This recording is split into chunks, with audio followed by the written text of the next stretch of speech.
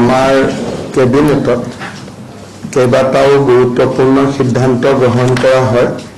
মই 2-3টা সিদ্ধান্তৰ বিষয়ে আপোনালোকক জনাম, বাকীকেইটা আমাৰ প্ৰেছ ৰিলিজত বা মোৰ টুইটাৰ একাউণ্টত পাই যাব।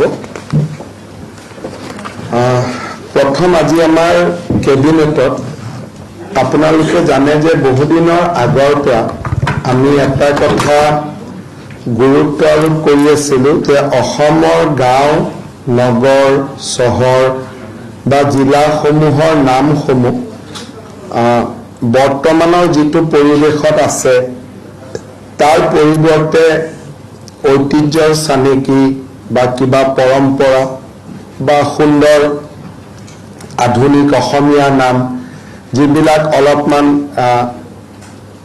সামাজিক দৃষ্টিত বৰ ভাল শব্দ নহয় তেনেকুৱা শব্দৰে গাঁও জিলাসমূহৰ নামাকৰণ হৈছে বা বহুত জিলাৰ বিভিন্ন ঐতিহ্য আছে কিন্তু ঐতিহ্য প্ৰতিফলিত হোৱা নাই, নামটো বেলেগ ধৰণে হৈ আছে। তেনেকে আমি অসমত বহুবিলাক গাঁও আমি নাম বদলাইছিলোঁ। আপোনালোকে জানে যেনেকে আমাৰ ইয়াৰ কালাপাহাৰৰ নাম বদলোৱা হৈছিল, এনেকে আমাৰ বহুবিলাক বহু অঞ্চলত নাম বদলোৱা হৈছিল। আজি সেই শৃংখলাকে আগুৱাই লৈ গৈ ষ্টেট কেবিনেটে আজি আমাৰ কেবিনেটৰ বৈঠকত কৰিমগঞ্জ জিলাৰ নাম আমি শ্ৰীভূমি জিলালৈ শ্ৰীভূমি জিলা বুলি নতুনকৈ নামাংকন কৰিছোঁ।